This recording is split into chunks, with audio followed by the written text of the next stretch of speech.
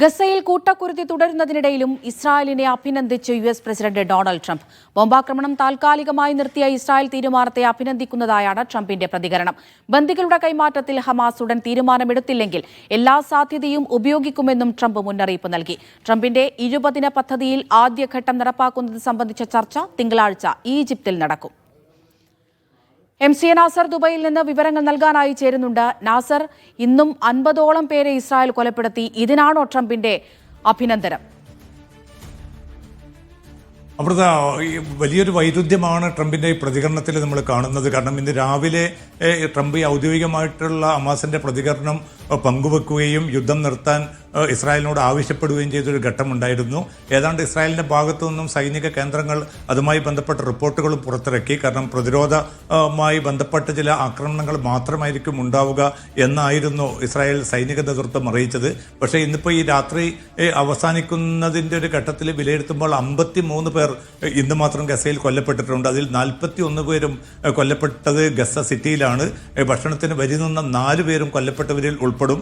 ഈ 50-ലധികം പേർ കൊല്ലപ്പെട്ടവരിൽ 8 കുട്ടികളും ഉൾപ്പെടുന്ന ഒരു കണക്ക് കൂടിയാണ് ഇപ്പോൾ ഏറ്റവും അവസാനം പുറത്തു വരുന്നത്. കാരണം ഇതൊക്കെ നിലനിൽക്കെ തന്നെയാണ് അല്പം മുമ്പ്, ഏതാണ്ട് 1 മണിക്കൂർ മുമ്പ്, ട്രംപിന്റെ സാമൂഹ്യ മാധ്യമ പ്ലാറ്റ്ഫോമിലൂടെയുള്ള ഒരു പ്രതികരണം വന്നിരിക്കുന്നത്. ആക്രമണം അവസാനിപ്പിച്ച ഇസ്രായേലിന്റെ തന്റെ വക പ്രത്യേകം അഭിനന്ദനം നേരുന്നു. കാരണം താൻ മുന്നോട്ട് വെച്ചിരിക്കുന്ന 20 ദിന പദ്ധതി പ്രയോഗവൽക്കരിക്കുന്നതിന്റെ ഭാഗമായിട്ടാണ് ഇസ്രായേൽ ഈ ബോംബാക്രമണം നിർത്തിയിരിക്കുന്നത് എന്ന് പറയുകയും വ്യാപകമായിട്ടുള്ള ബോംബാക്രമണം ഗസയിൽ തുടരുന്ന ഒരു സാഹചര്യവും ഈ വൈരുദ്ധ്യത്തെ എന്ത് പേരിട്ട് വിളിക്കുകയാണ് വേണ്ടതെന്ന് പോലും ആർക്കും, ലോക നേതാക്കൾക്ക് പോലും അറിയുന്നില്ല.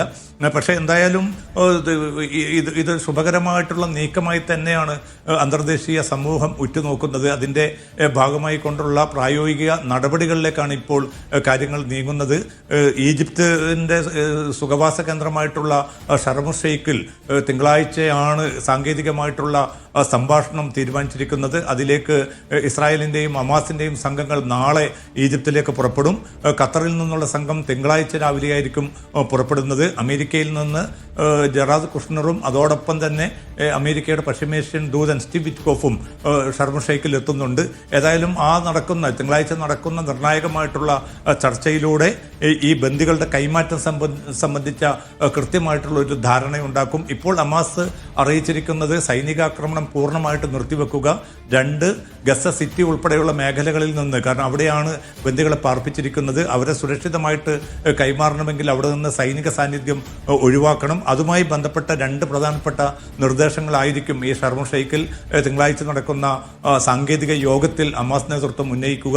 അത് ഇസ്രായേൽ സ്വീകരിക്കുകയാണെങ്കിൽ അധികം വൈകാതെ തന്നെ ഈ ബന്ദി കൈമാറ്റം എന്ന ഏറ്റവും നിർണായകമായിട്ടുള്ള ഒരു ഘട്ടത്തിലേക്ക് കടക്കും.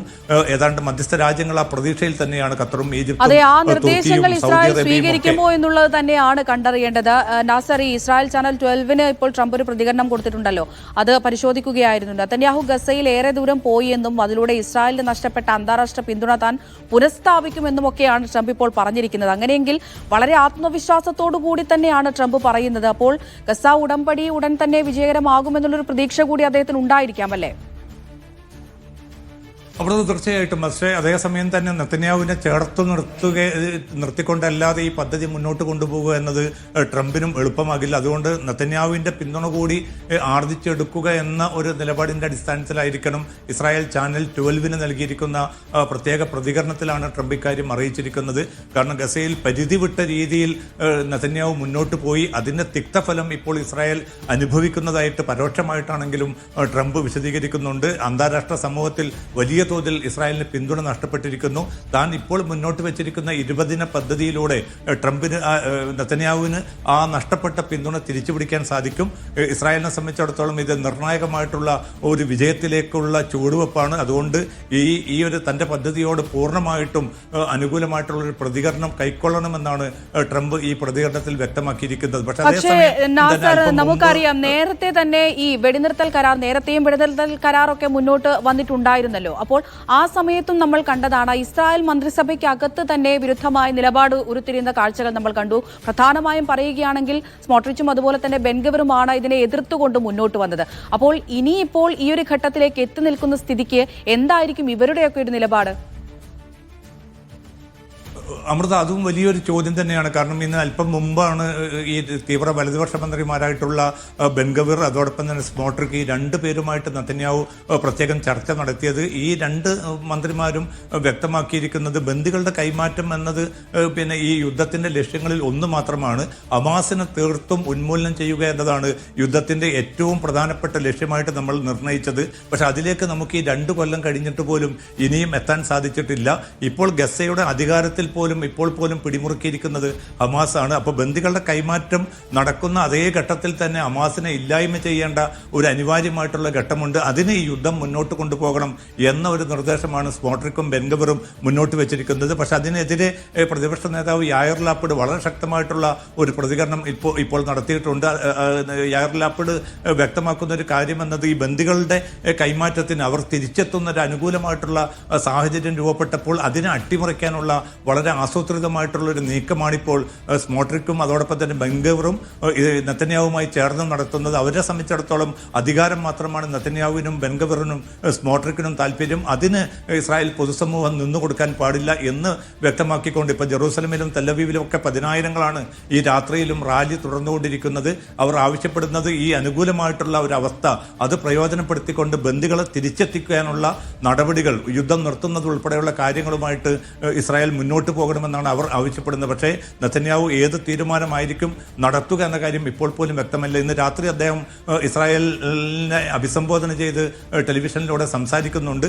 അതിൽ ഔദ്യോഗികമായി ഒരുപക്ഷെ വെടിനിർത്തലുമായി ബന്ധപ്പെട്ട കൂടുതൽ വിശദാംശങ്ങൾ നെതന്യാഹു വെളിപ്പെടുത്തുമെന്ന ഒരു സൂചനയും വാർത്തയുമാണ് ഇപ്പോൾ ഈ അവസാന ഘട്ടത്തിൽ നമുക്ക് ലഭ്യമായിക്കൊണ്ടിരിക്കുന്നത്.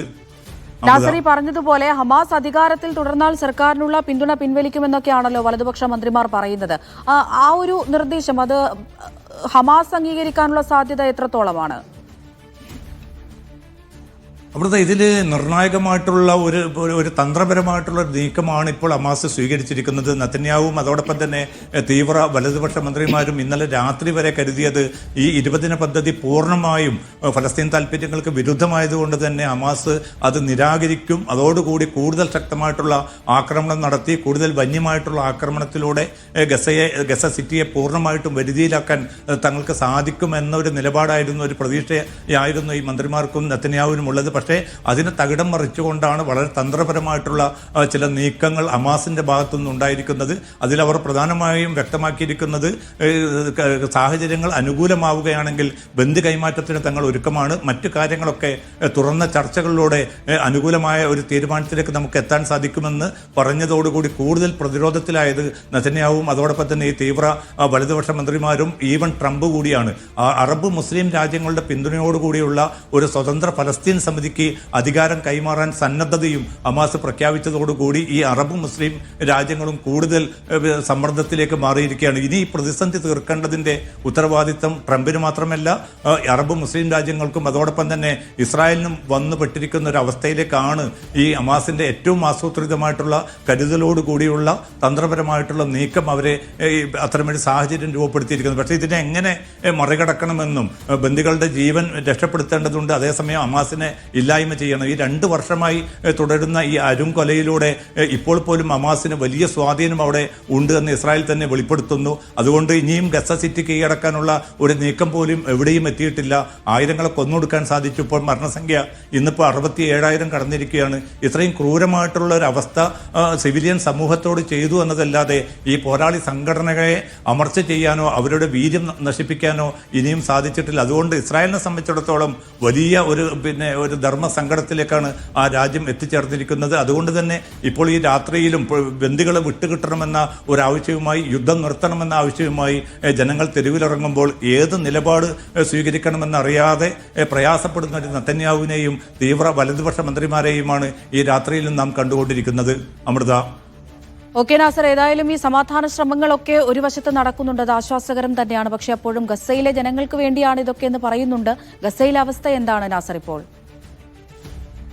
ഗസയിൽ നേരത്തെ സൂചിപ്പിച്ചതുപോലെ വലിയ പ്രതീക്ഷയിൽ ജനങ്ങൾ ആഹ്ലാദ പ്രകടനങ്ങളൊക്കെ ഇന്ന് ഗസയുടെ പല ഭാഗത്തും നടന്നിരുന്നു. കാരണം 2 കൊല്ലത്തിലേക്ക് എത്തി നിൽക്കുന്ന 2 കൊല്ലം പൂർത്തീകരിക്കപ്പെടുന്ന ഈ വംശഹത്യ അവസാനിക്കാൻ പോകുന്നു എന്ന വലിയ പ്രതീക്ഷ ട്രംപിന്റെ ഇന്നലത്തെ പ്രഖ്യാപനത്തോടു കൂടി ഉണ്ടായിരുന്നു. പക്ഷേ അതിനൊക്കെയും നിരാശപ്പെടുത്തിക്കൊണ്ടാണ് ആക്രമണങ്ങൾ പല ഭാഗത്തേക്കും ഇസ്രായേലിൽ നിന്ന് വ്യാപിപ്പിച്ചിരിക്കുന്നത്. കാരണം ഏറ്റവും സുരക്ഷിതം എന്ന് കരുതുന്ന തെക്കൻ ഗസയിലെ മവാസി കേന്ദ്രത്തിൽ നടത്തിയ ആക്രമണത്തിൽ 2 കുട്ടികൾ കൊല്ലപ്പെട്ട ഒരു സംഭവമുണ്ടായി. തുടർന്നും വ്യാപകമായിട്ടുള്ള ഡ്രോൺ ആക്രമണങ്ങളും വ്യോമാക്രമണങ്ങളും ഒക്കെ തുടർന്നുകൊണ്ടിരിക്കുന്ന അവസ്ഥയാണ്. ഇന്നിപ്പോൾ രാത്രി ട്രംപിന്റെ ഏറ്റവും അവസാനത്തെ പ്രതികരണം വന്നതോടുകൂടി ഗസയിൽ വെടിയൊച്ചകൾ നിലയ്ക്കുന്നതായിട്ടുള്ള ചില സൂചനകൾ ഗസയിൽ നിന്നുള്ള മാധ്യമപ്രവർത്തകർ നൽകുന്നുണ്ട്. അത് തുടരുകയാണെങ്കിൽ അത്തരമൊരു സാഹചര്യം തുടരുമോ എന്നത് ഒരു പക്ഷേ ഇന്ന് രാത്രി നെതന്യാഹു നടത്തുന്ന ഈ പ്രസംഗത്തിലൂടെ ആയിരിക്കും വ്യക്തമാവുക. അങ്ങനെ സംഭവിക്കുകയാണെങ്കിൽ തീർച്ചയായിട്ടും തിങ്കളാഴ്ച ഈജിപ്തിന്റെ സുഖവാസ കേന്ദ്രമായിട്ടുള്ള ഷർം ഷെയ്ഖിൽ നടക്കുന്ന ആ ഒരു സാങ്കേതിക യോഗത്തിലൂടെ നിർണായകമായിട്ടുള്ള തീരുമാനങ്ങൾ എടുക്കുവാൻ അവർക്ക് ബന്ധപ്പെട്ട കക്ഷികൾക്ക് സാധിക്കുമെന്ന ഒരു പ്രതീക്ഷയാണ് ഇപ്പോൾ രൂപപ്പെട്ടിരിക്കുന്നത്. എന്തായാലും ബന്ദികളുടെ കൈമാറ്റത്തിന് അനുകൂലമായിട്ടുള്ള നീക്കങ്ങൾ സൈന്യം തുടരുമെന്നൊരു സൂചനയാണ് ഇപ്പോൾ ഏറ്റവും അവസാനം ഇസ്രായേൽ മാധ്യമങ്ങളും മറ്റും നൽകിക്കൊണ്ടിരിക്കുന്നത്. അങ്ങനെ സംഭവിക്കുകയാണെങ്കിൽ ഈ 20 ദിന പദ്ധതിയുടെ തുടർ നീക്കങ്ങൾ അത് കുറേ സങ്കീർണമായിട്ടുള്ള ഘട്ടങ്ങൾ അതിലുണ്ട്. കാരണം ഹമാസിന്റെ നിരായുധീകരണം, അതോടൊപ്പം തന്നെ ഒരു യുദ്ധാനന്തര ഗസയുടെ ഭാവി, പുതിയ സർക്കാരിന്റെ സ്വഭാവം, ഇത്തരം കാര്യങ്ങളിലൊക്കെയും അത്ര എളുപ്പമല്ല ഒരു തീരുമാനത്തിൽ എത്തിച്ചേരുക എന്നത്. അതും മാത്രമല്ല ട്രംപും അതോടൊപ്പം തന്നെ നെതന്യാഹുവും ഈ ഒരു 20 ദിന പദ്ധതിയോടും ഹമാസിന്റെ ഈ ഒരു പ്രതികരണത്തോടും എത്ര കണ്ട് താല്പര്യം എടുക്കും എന്നത് സംബന്ധിച്ച ആശങ്കയും നിലനിൽക്കുന്നുണ്ട്. മുമ്പൊക്കെയും ഇതേപോലെ തന്നെ വലിയ പ്രതീക്ഷ ഒരു ഭാഗത്തുണ്ടാവുന്നു. ആ പ്രതീക്ഷയെ അട്ടിമറിച്ചുകൊണ്ട് കൂടുതൽ ശക്തമായിട്ടുള്ള ആക്രമണങ്ങൾ, കൂടുതൽ കുരുതികൾ നടക്കുന്ന ഒരു സാഹചര്യം മുമ്പൊക്കെ രൂപപ്പെട്ടിരുന്നു. അതുകൊണ്ട് തന്നെ എത്ര കണ്ട് ഈ ഒരു പ്രതീക്ഷ ലോക ജനതയ്ക്കും എല്ലാം രൂപപ്പെട്ടിട്ടുണ്ട് എങ്കിൽ പോലും അതിൽ എത്ര കണ്ട് വിജയിക്കാൻ സാധിക്കുമെന്ന ചോദ്യം ഈ രാത്രിയിലും ബാക്കി നിൽക്കുകയാണ്. നാസർ, ഒരു കാര്യം കൂടി ചോദിക്കട്ടെ. അറിയേണ്ടത് ഫ്രീഡം ഫ്ലോട്ടിലെ കുറിച്ച് തന്നെയാണ്. അതിലുണ്ടായിരുന്ന ആക്ടിവിസ്റ്റുകളെയൊക്കെ ഇസ്രായേൽ കരുതൽ തടങ്കലിലാക്കുകയായിരുന്നല്ലോ. ഇവരെ സംബന്ധിച്ച് എന്താണ് ഇസ്രായേലിന്റെ നിലപാട്? ഇവരെ സ്വന്തം നാടുകളിലേക്ക് വിട്ടയച്ചു തുടങ്ങിയോ? അവിടുത്തെ ഏതാണ്ട് വളരെ ചുരുക്കം പേരെ മാത്രമാണ് അതാത് നാടുകളിലേക്ക് ഇപ്പോൾ തിരിച്ചുവിട്ടിരിക്കുന്നത്. ബാക്കി എല്ലാവരെയും മസ്കോദ് ഉൾപ്പെടെയുള്ള നഗരങ്ങളിലെ പ്രത്യേക തടങ്കൽ കേന്ദ്രങ്ങളിൽ പാർപ്പിച്ചിരിക്കുകയാണ്. അതുമാത്രമല്ല ഗ്രേറ്റർ തുംബർഗ് ഉൾപ്പെടെയുള്ള അന്താരാഷ്ട്ര പ്രശസ്തരായിട്ടുള്ള ആക്ടിവിസ്റ്റുകൾക്കെതിരെ വലിയ തോതിലുള്ള അപഹാസ്യമായിട്ടുള്ള നടപടികൾ ഇസ്രായേലിന്റെ ഭാഗത്തു നിന്നുണ്ടായി. ഇസ്രായേലിന്റെ പതാകയിൽ ചുംബിക്കാൻ അവരോട് ആവശ്യപ്പെട്ടു. ഇസ്രായേലിന് അനുകൂലമായിട്ടുള്ള മുദ്രാവാക്യങ്ങൾ വിളിക്കാൻ ആക്ടിവിസ്റ്റുകളോട് ആവശ്യപ്പെട്ടു. ഇന്നലെ തീവ്ര വലതുപക്ഷ മന്ത്രി ബെൻഗവിർ ഇവരെ പാർപ്പിച്ചിരിക്കുന്ന തടങ്കൽ കേന്ദ്രം സന്ദർശിക്കുകയും അവരെ പരിഹസിച്ചുകൊണ്ടുള്ള, അവരെ അധിക്ഷേപിച്ചുകൊണ്ട് അവർ തീവ്രവാദികളാണെന്നും ഹമാസിന് വേണ്ടിയാണ് അവർ ഗ്ലോബൽ സുമുദ് ഫ്ലോട്ടില സംഘടിപ്പിച്ചതെന്ന് പിന്നെ അധിക്ഷേപിക്കുന്ന കുറേ പരാമർശങ്ങൾ മന്ത്രി നടത്തി. ഇതിനൊക്കെ എതിരെ അന്തർദേശീയ തലത്തിൽ പ്രത്യേകിച്ച് യൂറോപ്യൻ രാജ്യങ്ങൾക്കിടയിൽ വലിയ പ്രതിഷേധം രൂപപ്പെട്ടിട്ടുണ്ട്. കാരണം ഒരു പിന്നെ കുരുതി നേരിടുന്ന ഒരു ജനതയെ സംരക്ഷിക്കാനും അവർക്ക് സാധ്യമായിട്ടുള്ള പിന്തുണ നൽകാനുള്ള ഒരു അന്താരാഷ്ട്ര മര്യാദയുടെ ഭാഗമായി നിരായുധരായിട്ട് പുറപ്പെട്ട ഈ സംഘാംഗങ്ങളോട് ഈ വിധത്തിലുള്ള ഒരു സമീപനം സ്വീകരിച്ചത് ഒരു നിലയ്ക്കും തങ്ങൾ അംഗീകരിക്കാനാവില്ല എന്നാണ് സ്പെയിൻ ഉൾപ്പെടെയുള്ള, പോർച്ചുഗീസ് ഉൾപ്പെടെയുള്ള വിവിധ രാജ്യങ്ങൾ ആവശ്യപ്പെട്ടിരിക്കുന്നത്. അതുകൊണ്ട് തന്നെ ഈ ആളുകളെ എത്രയും പെട്ടെന്ന് തിരിച്ചയക്കാനും അവരോട് മാന്യമായിട്ട് പെരുമാറാനുമുള്ള നിർദ്ദേശങ്ങളാണ് വിവിധ യൂറോപ്യൻ രാജ്യങ്ങൾ ഇപ്പോൾ ഇസ്രായേലിനോട് ആവശ്യപ്പെട്ടിരിക്കുന്നത്. അമൃത. ശരി, MC നാസറാണ് വിശദമായ വിവരങ്ങൾ നൽകിയത്.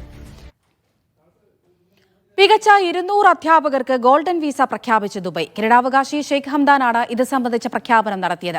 ചെറിയ പ്രായത്തിലുള്ള കുട്ടികൾ പഠിക്കുന്ന ഏർലി എഡ്യൂക്കേഷൻ സെന്റർ അധ്യാപകർ, സ്കൂൾ അധ്യാപകർ, അന്താരാഷ്ട്ര സർവകലാശാല അധ്യാപകർ എന്നിവർക്കാണ് 10 വർഷത്തെ ഗോൾഡൻ വിസ അനുവദിക്കുക. ക്ലാസ് മുറിക്ക് അപ്പുറത്തേക്ക് വിദ്യാർത്ഥികളെ സ്വാധീനിച്ച അധ്യാപകരെയാണ് ഗോൾഡൻ വിസയ്ക്കായി തെരഞ്ഞെടുത്തതെന്ന് ഷെയ്ഖ് ഹംദാൻ പറഞ്ഞു.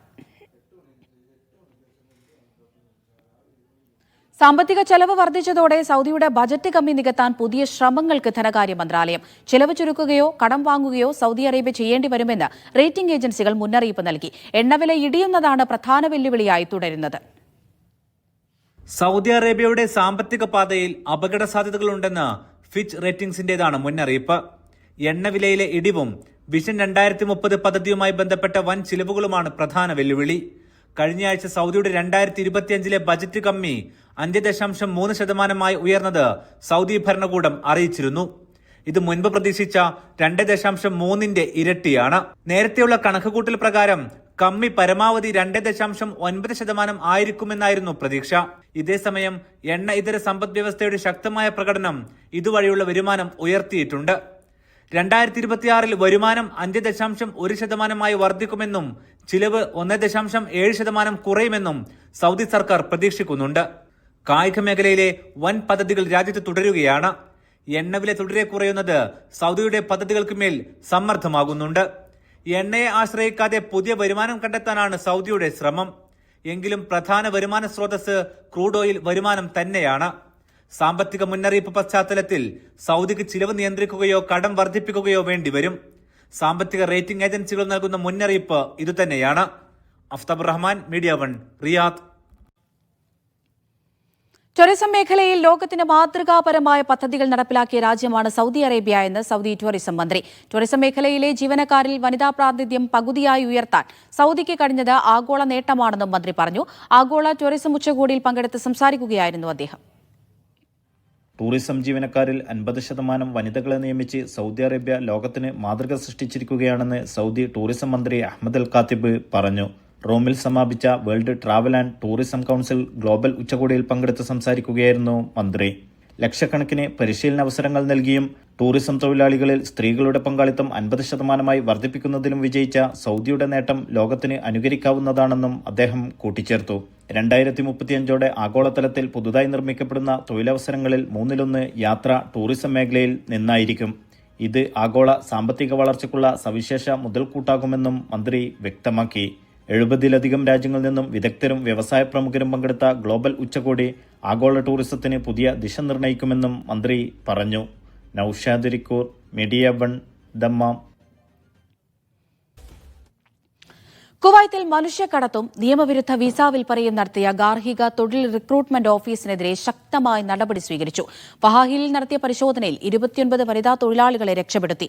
ഓഫീസ് വിസയ്ക്ക് 120 ദിനാറും തൊഴിൽ കരാറുകൾക്ക് 1100 മുതൽ 1300 ദിനാർ വരെയും ഈടാക്കിയിരുന്നുവെന്ന് അന്വേഷണത്തിൽ കണ്ടെത്തി. പബ്ലിക് പ്രോസിക്യൂഷന്റെ അനുമതിയോടെ നടത്തിയ റെയ്ഡിൽ ഓഫീസിന്റെ ചുമതലയുള്ളവരെ സുരക്ഷാ ഉദ്യോഗസ്ഥർ അറസ്റ്റ് ചെയ്തു. തൊഴിൽ നിയമങ്ങൾ ലംഘിക്കുന്നവർക്കെതിരെ കർശനമായ നടപടി തുടരുമെന്ന് ആഭ്യന്തര മന്ത്രാലയം മുന്നറിയിപ്പ് നൽകി. പൊതു ശുചിത്വ നിയമലംഘനങ്ങൾ തടയാൻ കർശന നടപടികളുമായി കുവൈത്ത് മുനിസിപ്പാലിറ്റി. നിയമലംഘനങ്ങൾ ദിനംപ്രതി വർദ്ധിക്കുകയാണെന്നും ഇത് ശുചീകരണ തൊഴിലാളികൾക്ക് അധിക ഭാരം സൃഷ്ടിക്കുകയാണെന്നും മുനിസിപ്പാലിറ്റിയുടെ ഔദ്യോഗിക വക്താവ് മുഹമ്മദ് അൽ സിൻഡാർ വ്യക്തമാക്കി. തെരുവുകളിലും ബീച്ചുകളിലും പൊതുമാർക്കറ്റുകളിലും മാലിന്യ നിക്ഷേപം തടയുന്നതിൽ കർശന ശിക്ഷകൾ അനിവാര്യമാണെന്നും അതുവഴി രാജ്യത്തിന്റെ ശുചിത്വവും പ്രതിച്ഛായയും സംരക്ഷിക്കാനാകുമെന്നും അദ്ദേഹം കൂട്ടിച്ചേർത്തു.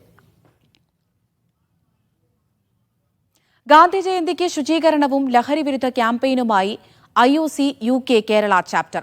ഷൈനു ക്ലെയർ മാത്യൂസ്, റോമി കുര്യാക്കോസ് എന്നിവരുടെ നേതൃത്വത്തിൽ നടന്ന പരിപാടിയിൽ നിരവധി സേവാ വോളണ്ടിയർമാർ പങ്കെടുത്തു. പരിപാടി യാസ്മിൻ ഖുറേഷി ഉദ്ഘാടനം ചെയ്തു. ലണ്ടനിലെ ഗാന്ധി പ്രതിമയ്ക്ക് നേരെയുണ്ടായ ആക്രമണത്തിൽ പ്രതിഷേധവും നടന്നു. അറബിക്കടലിൽ ശക്തി ചുഴലിക്കാറ്റ് രൂപപ്പെട്ട സാഹചര്യത്തിൽ ജാഗ്രതാ നിർദ്ദേശം നൽകി ഒമാൻ. സുൽത്താനേറ്റിൽ പ്രത്യാഘാതങ്ങൾ ഉണ്ടാകാൻ സാധ്യതയുണ്ടെന്ന് ഒമാൻ കാലാവസ്ഥാ കേന്ദ്രം പറയുന്നു. തെക്കൻ ഷർക്കിയ, അൽവുസ്ത കൗണ്ടികളുടെ തീരപ്രദേശങ്ങളിൽ ഒറ്റപ്പെട്ട മഴയ്ക്ക് സാധ്യതയുണ്ട്. തിരമാലകൾ 2 മുതൽ 3.5 മീറ്റർ വരെ ഉയർന്നേക്കാം. ഈ ഗവർട്ടുകളുടെ തീരങ്ങളിൽ ഉയർന്ന വേലിയേറ്റ സമയങ്ങളിൽ താഴ്ന്ന പ്രദേശങ്ങളിലേക്കും കടൽവെള്ളം കയറാനുള്ള സാധ്യതയുണ്ടെന്നും മുന്നറിയിപ്പിൽ പറയുന്നു. സ്ഥിതിഗതികൾ നിരീക്ഷിച്ചു വരികയാണെന്ന് national multi hazards early warning സെന്ററിലെ കാലാവസ്ഥാ വിദഗ്ധർ പറഞ്ഞു. ശക്തി കൊടുങ്കാറ്റ് നിലവിൽ വടക്ക് കിഴക്കൻ അറബിക്കടലിൽ രേഖാംശം 64.3 ഡിഗ്രിയിലും അക്ഷാംശം 21.5 ഡിഗ്രിയിലും സ്ഥിതി ചെയ്യുന്നുണ്ടെന്ന് പുതിയ ഉപഗ്രഹ ചിത്രങ്ങളും വിശകലനങ്ങളും സൂചിപ്പിക്കുന്നുണ്ട്. കേന്ദ്രത്തിന് ചുറ്റുമുള്ള കാറ്റിൻ്റെ വേഗത മണിക്കൂറിൽ 81 മുതൽ 99 കിലോമീറ്റർ വരെയാണ്. കൊടുങ്കാറ്റിൻ്റെ കേന്ദ്രം റാസൽ ഹദിൽ നിന്ന് ഏകദേശം 400 കിലോമീറ്റർ അകലെയാണെന്നും കണക്കാക്കുന്നുണ്ട്. ഒമാൻ തീരത്ത് നിന്ന് 200 മുതൽ 300 കിലോമീറ്റർ ഉള്ളിലേക്ക് കാറ്റ് എത്തുമെന്നും തുടർന്ന് ഞായറാഴ്ച വൈകുന്നേരം മുതൽ തിങ്കളാഴ്ച രാവിലെ വരെ ഇന്ത്യൻ വൻകരയിലേക്ക് അതിൻ്റെ പാത ക്രമേണ മാറുമെന്നും ഇതോടെ കാറ്റ് ക്രമേണ ദുർബലമാകുമെന്നുമാണ് പ്രതീക്ഷിക്കുന്നത്. Media 1, Muscat. ദമാമിലെ ലോകകപ്പ് ഫുട്ബോൾ സ്റ്റേഡിയം നിർമ്മാണത്തിന്റെ സ്ട്രക്ചർ വർക്കുകൾ പൂർത്തിയായി. സൗദി അരാംകോയ്ക്ക് കീഴിൽ $100 കോടി മുതൽ മുടക്കിലാണ് നിർമ്മാണം പുരോഗമിക്കുന്നത്. സ്മാർട്ട് കൂളിംഗ് സംവിധാനങ്ങളും ആഡംബര VIP സൂട്ടുകളും ഉൾക്കൊള്ളുന്നതാണ് സ്റ്റേഡിയം. ദമാം റാക്ക സ്പോർട്സ് സിറ്റിയിൽ പുരോഗമിക്കുന്ന സൗദി അരാംകോ സ്റ്റേഡിയത്തിന്റെ നിർമ്മാണം അതിവേഗം പുരോഗമിക്കുന്നു. സൗദി അരാംകോ നിർമ്മിക്കുന്ന കായികാസ്ഥാനത്തിന്റെ സ്ട്രക്ചർ വർക്കുകൾ അന്തിമഘട്ടത്തിൽ എത്തി. $100 കോടി മുതൽ മുടക്കിൽ സൗദി അരാംകോയാണ് സ്റ്റേഡിയം ഒരുക്കുന്നത്. സ്മാർട്ട് കൂളിംഗ് സംവിധാനങ്ങൾ, അംഗപരിമിതർക്കുള്ള പ്രത്യേക സൗകര്യങ്ങൾ, ആഡംബര VIP സൂട്ടുകൾ, പ്രകൃതി സൗഹൃദ നിർമ്മാണം തുടങ്ങി നിരവധി പ്രത്യേകതകളും സംവിധാനങ്ങളും സ്റ്റേഡിയത്തിന്റെ സവിശേഷതകളാണ്. ഫുട്ബോൾ സ്റ്റേഡിയം എന്നതിലുപരി സംയോജിത മൾട്ടി ഉപയോഗ കായിക കേന്ദ്രമായാണ് സമുച്ചയം ഒരുങ്ങുന്നത്. 7000-ലധികം തൊഴിലാളികളാണ് വ്യത്യസ്ത ഷിഫ്റ്റുകളിലായി 24 മണിക്കൂറും ഇവിടെ ജോലി ചെയ്തു വരുന്നത്. ലോകകപ്പിന് പുറമെ 2027 ഏഷ്യ കപ്പ് മത്സരങ്ങൾ നടക്കുന്ന പ്രധാന വേദികളിലൊന്നു കൂടിയാണ് ഇത്. ദമാമിലെ സ്റ്റേഡിയം നിർമ്മാണം പൂർത്തിയാകുന്നതോടെ അൽഖാദിസിയ ക്ലബിന്റെ ഹോം ഗ്രൗണ്ടായി മാറ്റുവാനും പദ്ധതിയുണ്ട്. 47,000 സീറ്റിംഗ് കപ്പാസിറ്റിയുള്ള സ്റ്റേഡിയത്തിന്റെ നിർമ്മാണം 2026 പൂർത്തിയാക്കാനാണ് ലക്ഷ്യമിടുന്നത്. നൌഷാദ് റിക്കോർ, മീഡിയ 1, ദമ്മാം. ചൂയിംഗം തൊണ്ടയിൽ കുടുങ്ങിയ കുട്ടിയെ രക്ഷപ്പെടുത്തി വൈറലായ ഇസ്മായിൽ കേവിയെ കുവൈത്തിലെ സുഹൃത്തുക്കൾ ആദരിച്ചു. ഹലോ തേഴ്സ്ഡേ വാട്സാപ്പ് കൂട്ടായ്മയാണ് ആദരം നൽകിയത്. സാൽമയിൽ നടന്ന ചടങ്ങിൽ ആഷിഖ് ചാലക്കുടി അധ്യക്ഷത വഹിച്ചു. കണ്ണൂർ പഴയങ്ങാടി പള്ളിക്കര സ്വദേശിയായ ഇസ്മായിൽ കുവൈത്തിൽ നിന്ന് അവധിക്ക് നാട്ടിൽ വന്നപ്പോഴാണ് കുട്ടിയെ രക്ഷിച്ചത്.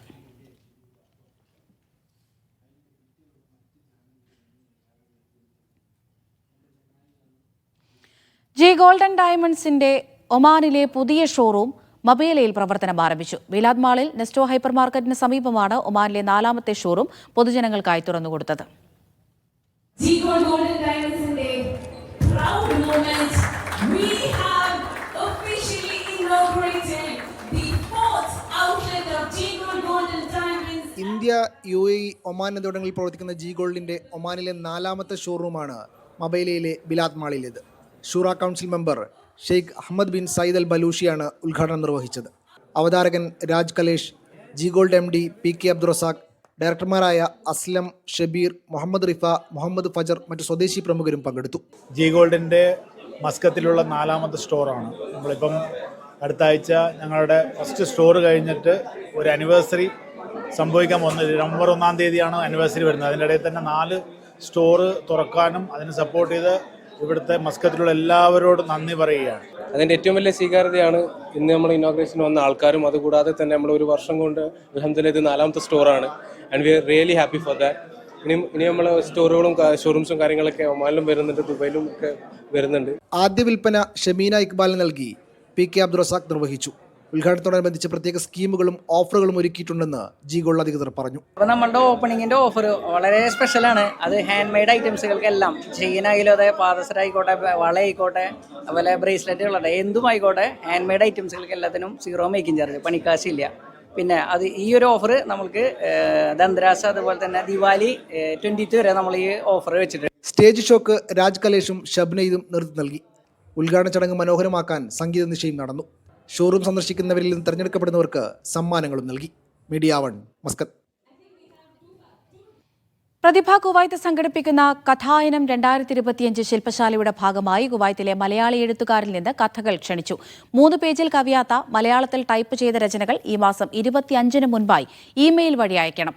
തെരഞ്ഞെടുക്കപ്പെടുന്ന കഥകൾ ശില്പശാലയിൽ ഉൾപ്പെടുത്തും. VJ ജെയിംസ്, VR സുധീഷ് എന്നിവർ ശില്പശാലയിൽ മുഖ്യാതിഥികളാകും. നോർക്ക കെയർ ആരോഗ്യ ഇൻഷുറൻസ് പദ്ധതി യാഥാർത്ഥ്യമാകുന്നതിൽ ആത്മസംതൃപ്തി പ്രകടിപ്പിച്ച് കുവൈറ്റ് പ്രവാസി ബാബു ഫ്രാൻസിസ്. മടങ്ങിയെത്തുന്ന പ്രവാസികളെയും ഇൻഷുറൻസ് പരിരക്ഷയിൽ ഉൾപ്പെടുത്തണമെന്ന ആശയം 2018-ൽ ലോക കേരള സഭയുൾപ്പെടെ വിവിധ വേദികളിൽ അദ്ദേഹം ഉന്നയിച്ചിരുന്നു. ലോക കേരള സഭ പ്രതിനിധിയും ഓവർസീസ് സെൽ ദേശീയ അധ്യക്ഷനുമാണ് ബാബു ഫ്രാൻസിസ്. തിരുവല്ല പ്രവാസി അസോസിയേഷൻ സിൽവർ ജൂബിലി സംവിധായകൻ ബ്ലസ്സി ഉദ്ഘാടനം ചെയ്തു. ഇന്ത്യൻ സെൻട്രൽ സ്കൂളിൽ നടന്ന ചടങ്ങിൽ ജെയിംസ് വി കൊട്ടാരം അധ്യക്ഷത വഹിച്ചു. KS വർഗീസ്, റെയ്ജു അരീക്കര, ബൈജു ജോസ് എന്നിവർ സംസാരിച്ചു. സംഗീത നൃത്ത പരിപാടികളും അരങ്ങേറി.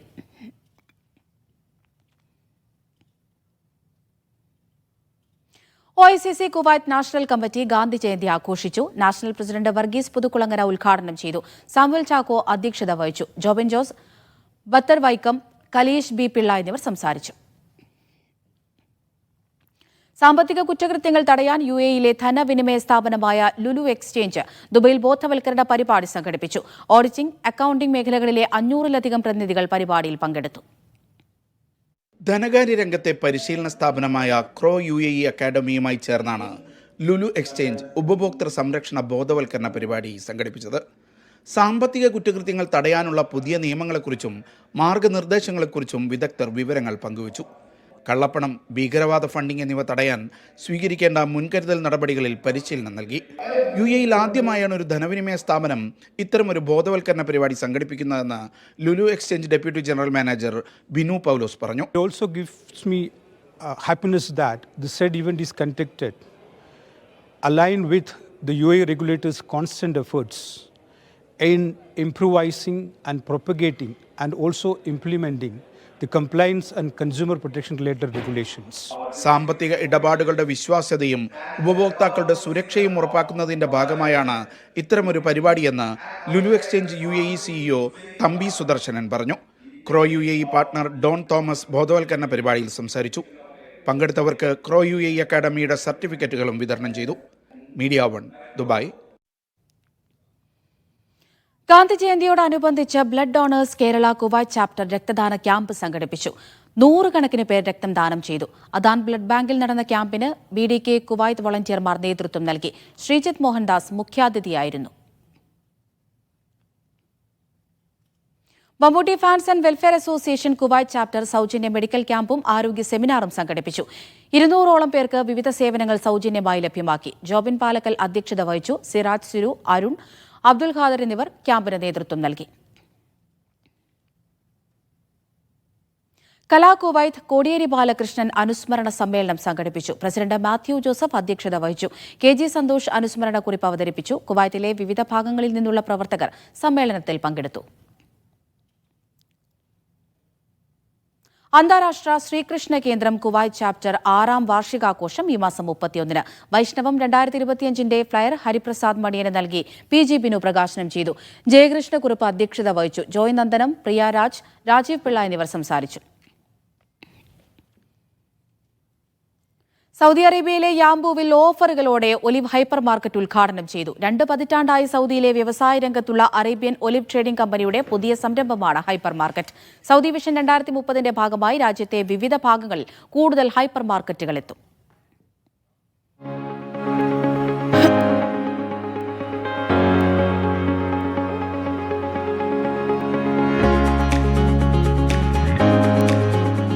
യാംബുവിലെ ഒലിവ് സൂപ്പർ മാർക്കറ്റാണ് പുതിയ മുഖത്തോടെ ആധുനിക സൗകര്യങ്ങളുടെ ഒലിവ് ഹൈപ്പർ മാർക്കറ്റായി തുറന്നത്. പ്രമുഖ വാണിജ്യ കേന്ദ്രമായ റോയൽ പ്ലാസയുടെ ഭാഗമായ ഈ മെഗാ സംരംഭം പൊതുജനങ്ങൾക്കായി തുറന്നു നൽകി.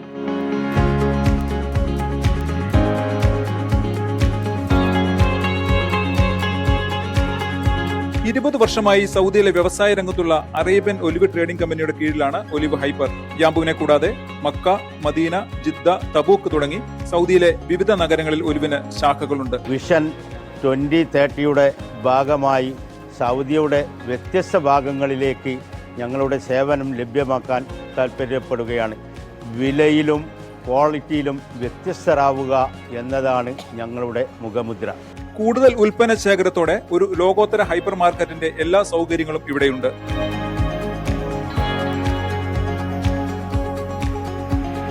യാംബു ജനങ്ങൾക്ക് വേണ്ടി വളരെ വ്യത്യസ്തമായ രീതിയിലാണ് ഞങ്ങൾ ഈ സ്റ്റോർ ഒരുക്കിയിട്ടുള്ളത്. ഭക്ഷണ വിഭവങ്ങളും മറ്റു നോൺ ഫുഡ് ഐറ്റംസുകളും അതേപോലെ തന്നെ ഡിപ്പാർട്ട്മെൻറ്റ് ഐറ്റംസുകളും ഞങ്ങൾക്കിവിടെ ഒരുക്കാൻ സാധിച്ചിട്ടുണ്ട്. ഇനി യാംബു ജനങ്ങൾക്ക് ഒരു വളരെ വ്യത്യസ്തമായ ഒരു ഷോപ്പിംഗ് എക്സ്പീരിയൻസ് ആയിരിക്കും ഒലിവ് ഹൈപ്പർ. മത്സ്യ മാംസ വിഭവങ്ങൾ, പഴം, പച്ചക്കറികൾ, പലചരക്ക്, ബേക്കറി, ഗാർഹിക ഉപകരണങ്ങൾ, വസ്ത്രങ്ങൾ എന്നിങ്ങനെ എല്ലാം ലഭ്യമാണ്. ഉദ്ഘാടനത്തോടനുബന്ധിച്ച് പ്രത്യേക സമ്മാനങ്ങളും വമ്പിച്ച വിലക്കിഴിവുകളും ഒരുക്കിയിട്ടുണ്ട്. യാംബു നഗരത്തിലെയും സമീപ പ്രദേശങ്ങളിലെയും ഷോപ്പിംഗ് അനുഭവത്തിന് ഒരു പുതിയ മാനം നൽകാൻ ഒലിവ് ഹൈപ്പർ മാർക്കറ്റ് ലക്ഷ്യമിടുന്നതായി മാനേജ്മെന്റ് അറിയിച്ചു. Media 1 Yanbu. ദുബായ് KMCCയുടെ CH സ്മാരക രാഷ്ട്രസേവാ പുരസ്കാരം ലീഗ് ദേശീയ പ്രസിഡന്റ് ഖാദർ മൊയ്തീന് സമ്മാനിക്കുന്ന ചടങ്ങ് ദുബൈയിൽ പുരോഗമിക്കുന്നു. T സിദ്ദീഖ് MLA, ലീഗ് സംസ്ഥാന president Sadiq Shihab Thangal, KM Shaji, league നേതാക്കൾ, സ്മാർട്ട് സിറ്റി മുൻ CEO ലത്തീഫ് ആൽമുല്ല തുടങ്ങിയ അറബ് പ്രമുഖർ ചടങ്ങിൽ പങ്കെടുക്കുന്നുണ്ട്.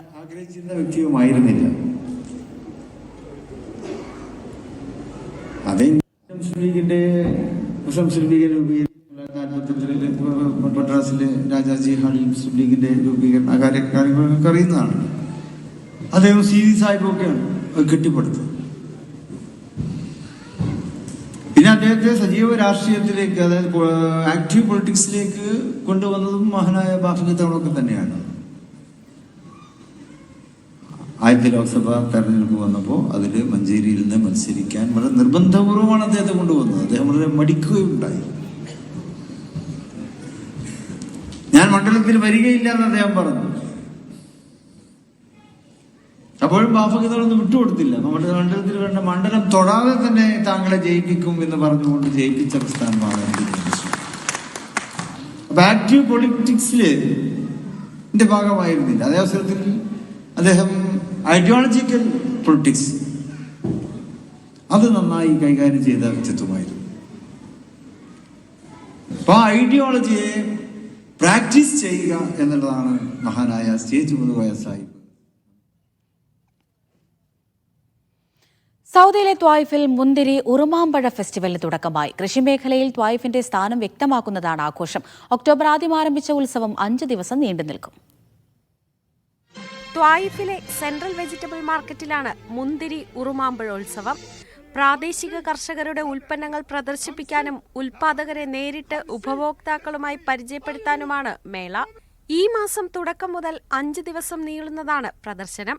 സെമിനാറുകൾ, ബിസിനസ് മീറ്റുകൾ, സ്റ്റാർട്ടപ്പുകളെ പ്രോത്സാഹിപ്പിക്കുന്ന പരിപാടികൾ, പരിശീലനം തുടങ്ങി വ്യത്യസ്ത സെഷനുകൾ ഫെസ്റ്റിന്റെ ഭാഗമായി ഒരുക്കിയിട്ടുണ്ട്. വിവിധ ഇനം മുന്തിരിയും ഉറുമാൻപഴ ശേഖരവും മേളയിലുണ്ട്. ത്വായിഫിലെ കർഷക പാരമ്പര്യം ഉയർത്തിക്കാട്ടാനും കർഷകരുടെ ആത്മവിശ്വാസം വർദ്ധിപ്പിക്കാനും മേള സഹായിക്കും. Media 1 Jeddah. സൗദിയിലെ ഹോട്ടലുകൾ കൂടുതൽ ആളുകൾ ഉപയോഗിക്കുന്നത് മദീനയിൽ. ലൈസൻസ് നേടിയ 538 ഹോട്ടലുകളിൽ 1,00,000-ലേറെ മുറികൾ ഒരുക്കിയിട്ടുണ്ട്. ടൂറിസം മന്ത്രാലയത്തിന്റെ റിപ്പോർട്ടിലാണ് ഇവ വ്യക്തമാക്കുന്നത്. 2025 ആദ്യ പകുതിയിൽ ടൂറിസം മന്ത്രാലയം പുറത്തിറക്കിയ റിപ്പോർട്ടിലാണ് ഇവ വ്യക്തമാക്കുന്നത്. സൗദിയിലെ ഏറ്റവും തിരക്കേറിയ ഹോസ്പിറ്റാലിറ്റി കേന്ദ്രമായി മദീന മാറി. ഈ വർഷത്തെ ആദ്യ 6 മാസത്തിൽ മാത്രം 6,600 താമസമുറികൾ പുതുതായി വർദ്ധിച്ചു. നിലവിൽ 538 ലൈസൻസ് ഉള്ള ഹോട്ടലുകൾ മദീനയിലുണ്ട്. ഇതിൽ 64,600-ലധികം മുറികൾ താമസ സൗകര്യമുള്ളവയാണ്. ഈ വർഷത്തെ ആദ്യ പകുതിയിൽ മദീനയിലെ താമസ സൗകര്യങ്ങളുടെ ഉപയോഗ നിരക്ക് 74.7% ഉയർന്നിരുന്നു. റുയ അൽ മദീന എന്ന പേരിൽ ലോകത്തെ ഏറ്റവും വലിയ ഹോസ്പിറ്റാലിറ്റി പദ്ധതി മദീനയിൽ നടപ്പാക്കുന്നുണ്ട്. തീർത്ഥാടക വിസ സൗകര്യം മികച്ചതാക്കിയതോടെ വർഷം മുഴുവനും തീർത്ഥാടകർ എത്തുന്നുണ്ട്. തീർത്ഥാടകരുടെ സുരക്ഷയും സൗകര്യവും പരിഗണിച്ച് വ്യത്യസ്ത പദ്ധതികൾ മദീനയിൽ നടപ്പാക്കുന്നുണ്ട്. Media 1 Jeddah. IMY സലാല കുടുംബസംഗമം സംഘടിപ്പിച്ചു. ഐഡിയൽ ഹാളിൽ നടന്ന പരിപാടിയിൽ ലൈഫ് ട്രെയിനറും ഇക്ര ഹോസ്പിറ്റൽ ഫിസിയോതെറാപ്പി തലവനുമായ ഡോക്ടർ മുഹമ്മദ് നജീബ് മുഖ്യപ്രഭാഷണം നടത്തി. പരസ്പര മനസ്സിലാക്കലിലൂടെയും വിട്ടുവീഴ്ചയിലൂടെയുമാണ് കുടുംബബന്ധം ഊഷ്മളമാക്കാൻ കഴിയുക എന്ന് കെ മുഹമ്മദ് നജീബ് പറഞ്ഞു. President K Shoukath Ali master അധ്യക്ഷത വഹിച്ചു. സലാല KMCC കോഴിക്കോട് ജില്ലാ കമ്മിറ്റി ഏർപ്പെടുത്തിയ ജീവകാരുണ്യ പുരസ്കാരം CH സെന്റർ ജനറൽ സെക്രട്ടറിയായ MA റസാഖ് മാസ്റ്റർക്ക് സമ്മാനിക്കും. മാധ്യമ പുരസ്കാരത്തിന് media 1 Salalah reporter KA Salahuddeen അർഹനായി. പ്രവാസികൾക്കായി ക്രിയാത്മക ഇടപെടലുകൾ നടത്തുന്നത് മുൻനിർത്തിയാണ് പുരസ്കാരം സമ്മാനിക്കുന്നതെന്ന് കോഴിക്കോട് ജില്ലാ ഭാരവാഹികൾ വാർത്താസമ്മേളനത്തിൽ പറഞ്ഞു. ഒക്ടോബർ 16-ന് സലാലയിൽ നടക്കുന്ന കോഴിക്കോട് ജില്ലാ സമ്മേളനത്തിൽ വെച്ച് ഷാഫി പറമ്പിൽ MP പുരസ്കാരങ്ങൾ സമ്മാനിക്കും. ദോഹ വിമാനത്താവളത്തിൽ ഇന്ത്യക്കാരിക്ക് സുഖപ്രസവം. അഹമ്മദാബാദിൽ നിന്ന് അമേരിക്കയിലെ അറ്റ്ലാന്റയിലേക്കുള്ള യാത്രയ്ക്കിടെ ഹമദ് അന്താരാഷ്ട്ര വിമാനത്താവളത്തിൽ വെച്ചാണ് കുഞ്ഞിന് ജന്മം നൽകിയത്. ആവശ്യമായ പരിചരണം നൽകി ഖത്തറിലെ ഇന്ത്യൻ എംബസിയുടെ നേതൃത്വത്തിൽ അമ്മയെയും കുഞ്ഞിനെയും ഇന്ത്യയിലേക്ക് യാത്രയാക്കി. അമ്മയുടെയും കുഞ്ഞിന്റെയും സംരക്ഷണത്തിനായി സേവനങ്ങൾ ഉറപ്പാക്കിയ വിവിധ കൂട്ടായ്മകളെ ഇന്ത്യൻ എംബസി അഭിനന്ദിച്ചു. ഷെയ്ൻ നിഗം നായകനായ ബൾട്ടി സിനിമയുടെ പോസ്റ്റർ കീറുന്നത് ആസൂത്രിതമാണെന്ന് നിർമ്മാതാവ് സന്തോഷ് ടി കുരുവിള. തന്റെ മറ്റ് സിനിമകൾക്ക് നേരെ ഒന്നുമില്ലാത്ത ആക്രമണമാണ് ബൾട്ടിക്കെതിരെ നടക്കുന്നതെന്നും സംഭവത്തിൽ പരാതി നൽകുമെന്നും സന്തോഷ് കുരുവിള വ്യക്തമാക്കി. സിനിമയുമായി ബന്ധപ്പെട്ട് ദോഹയിൽ നടത്തിയ വാർത്താ സമ്മേളനത്തിൽ സംസാരിക്കുകയായിരുന്നു അദ്ദേഹം. ഞാൻ തിങ്കളാഴ്ച കേരള മുഖ്യമന്ത്രിക്ക് DGPക്ക് പരാതി കൊടുക്കാൻ പോകും. പല ഫുട്ടേജുകൾ നമ്മൾ തപ്പിയെടുത്തോണ്ടിരിക്കുകയാണ്. ഷെയ്ന്റെ മുഖം മാത്രമാണ് കയറുന്നത്. അത് ഒരിടത്ത് കണ്ടാൽ നമുക്ക് ഫീൽ ചെയ്യുന്നത്, പലയിടത്ത് കാണുന്നു പോസ്റ്റർ കീറി കളയുന്നു, നമ്മുടെ പോസ്റ്ററിന്റെ മേളില് വേറെ പോസ്റ്ററുകൾ കൊണ്ട് ഒട്ടിക്കുന്നു. ഇങ്ങനെ പല കാര്യങ്ങളും വന്നതുകൊണ്ടാണ് പ്രതികരിച്ചില്ലെങ്കിലുള്ള കുഴപ്പം. നാളെ പ്രതികരിക്കാൻ പറ്റാത്ത ഒത്തിരി പ്രൊഡ്യൂസർമാരുണ്ട്, അല്ലെങ്കിൽ പല നടത്താൻ ഇവർക്കൊന്നും പലപ്പോഴും പ്രതികരിക്കാനുണ്ട്. ഞാൻ പ്രതികരിച്ചില്ലെങ്കിൽ നാളെ ഇനി വീണ്ടും ആവർത്തിക്കപ്പെടും. അതുകൊണ്ടാണ് പ്രതികരിച്ചത്. KMCC നേതാവ് കോതമംഗലം സ്വദേശി തേങ്കോട് അബ്ദുൽ കരീം മൗലവി അന്തരിച്ചു. 61 വയസ്സായിരുന്നു. DKICC സൗദി നാഷണൽ കമ്മിറ്റി മുൻ സെക്രട്ടറിയായിരുന്നു. നിരവധി വർഷങ്ങളായി മക്കയിൽ ഹജ്ജ് സേവന മേഖലയിൽ സജീവമായിരുന്നു. 35 വർഷത്തെ പ്രവാസം അവസാനിപ്പിച്ച് നാട്ടിലെത്തിയിട്ട് ഏതാനും ദിവസങ്ങളേ ആയിട്ടുള്ളൂ. ഞായറാഴ്ച ഉച്ചയ്ക്ക് തേങ്കോട് ജുമാ മസ്ജിദിലാണ് ഖബറടക്കം. ഗസ എന്ന ആദ്യാക്ഷരം കുറിച്ച് കുഞ്ഞുനിള. കാഞ്ഞങ്ങാട് ആവിക്കര സ്വദേശി പ്രിയേഷാണ് 2 വയസ്സുകാരിയായ മകൾ നിളാലക്ഷ്മിക്ക് ഗസ എന്ന ആദ്യാക്ഷരം കുറിച്ചത്. വിദ്യാരംഭ ദിനത്തിൽ മകളുടെ നാവിൻ തുമ്പിൽ ഗസ എന്ന ആദ്യാക്ഷരം കുറിച്ച അച്ഛന്റെയും മകളുടെയും വിശേഷത്തിലേക്ക്.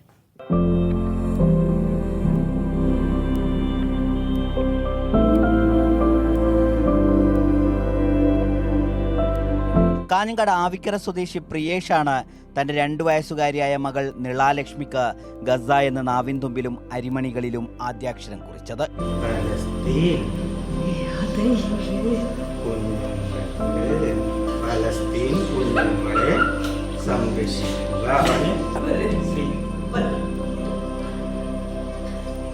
അമ്മ രേഷ്മയും സഹോദരി വൈഗാലക്ഷ്മിയും ഈ അപൂർവ എഴുത്തിനെഴുത്തിന് സാക്ഷിയായിരുന്നു. വീട്ടിലായിരുന്നു ചടങ്ങ്. തന്റെ മോളുടെ പ്രായമുള്ള കുഞ്ഞുങ്ങളെ പട്ടിണിക്കിട്ടും ബോംബ് പൊട്ടിച്ചും കൊല്ലുന്ന ഭീകരതയ്ക്കെതിരെയുള്ള സമരം കൂടിയായിരുന്നു ഇതെന്ന് പ്രിയേഷ് പറയുന്നു. നമ്മളെ മക്കളെ കാണുമ്പോൾ നമുക്ക് ആ മക്കളെ ഓർമ്മിക്കാതിരിക്കാൻ പറ്റുന്നില്ല. എൻ്റെ മോൾക്ക് 2 വയസ്സാണ്. അവളുടെ പ്രായത്തിലുള്ളവർക്ക് വേണ്ടി ഒരു സമരം ചെയ്യണം എന്നുള്ളൊരു തീരുമാനത്തിൻ്റെ അടിസ്ഥാനത്തിലാണ് അങ്ങനെ എഴുതിക്കാനുള്ള കാരണം. അക്ഷരമെന്ന സമരായുധം ഉപയോഗിച്ച് അനീതിക്കെതിരെയുള്ള സമരത്തിൽ പങ്കാളിയാവാൻ തന്റെ മകൾക്ക് കഴിയട്ടെ എന്നതായിരുന്നു ചിന്ത. ഈ അക്ഷരം എന്ന് പറയുന്നത് സമരായുധമാണ്. ഒരു സമരം ചെയ്യാനുള്ള ഒരു ആയുധമായിട്ടാണ് അക്ഷരത്തെ കാണുന്നത്. അപ്പോൾ എൻ്റെ മോളുടെ ആദ്യത്തെ അക്ഷരം ഏറ്റവും വലിയൊരു സമരമായി തീരട്ടെ എന്നാണ് ഞാൻ വിചാരിക്കുന്നത്. CPM ആവിക്കര ബ്രാഞ്ച് സെക്രട്ടറിയും സാമൂഹ്യ സാംസ്കാരിക പ്രവർത്തകനും കൂടിയാണ് പ്രിയേഷ്. ഷഫീഖ് നസ്രുള്ള, മീഡിയ 1, കാസർഗോഡ്. ഒമാനിലെ മബേല ബിലാദ് മാളിലെ നെസ്റ്റോ ഹൈപ്പർ മാർക്കറ്റിൽ ആഘോഷമായി ഭീമൻ കേക്ക് ഫ്രൂട്ട് മിക്സിംഗ്. മിക്സ് ചെയ്തത് 3000 കിലോഗ്രാമിലധികം ഡ്രൈ ഫ്രൂട്ട്സും നട്ട്സുമാണ്. ജീവനക്കാർക്കൊപ്പം അവതാരകൻ രാജ് കലേഷും മിക്സിംഗിൽ പങ്കാളിയായതോടെ ബിലാദ് മാളിലുണ്ടായത് ഉത്സവ പ്രതീതി.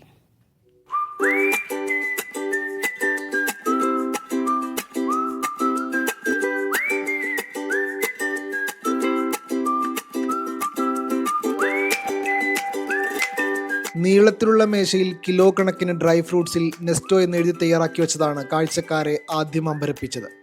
പിന്നാലെ മേശയ്ക്ക് ചുറ്റുമായി നെസ്റ്റോയിലെ ജീവനക്കാർ അണിനിരന്നതോടെ ആകാംക്ഷയേറി. ക്രിസ്മസിനെ വരവേൽക്കാൻ മാളിൽ സംഗീതം കൂടി മുഴങ്ങിയതോടെ ഏറ്റവും വലിയ കേക്ക് മിക്സിംഗ് ആഘോഷങ്ങളിലൊന്നായി ഇത് മാറുകയായിരുന്നു.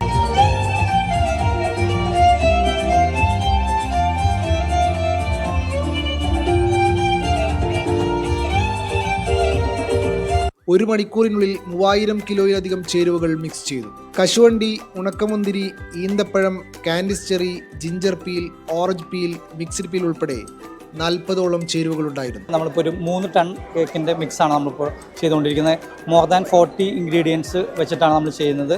നമ്മളൊരു 2 മന്ത് ഫെർമെൻറ്റേഷൻ വെച്ചതിന് ശേഷം നമ്മൾ കസ്റ്റമറിലേക്ക് ബെസ്റ്റ് ക്വാളിറ്റിയിൽ ബെസ്റ്റ് പ്രൈസിൽ നമ്മൾ നെസ്റ്റോ നിങ്ങൾക്ക് ലഭിക്കും കസ്റ്റമേഴ്സിന്. മാളിലെ ജീവനക്കാർക്ക് പുറമെ ക്ഷണിക്കപ്പെട്ട അതിഥികളും ഉപഭോക്താക്കളും മിക്സിംഗിൽ പങ്കെടുത്തോടെ നെസ്റ്റോയിൽ ഉത്സവ പ്രതീതിയായി.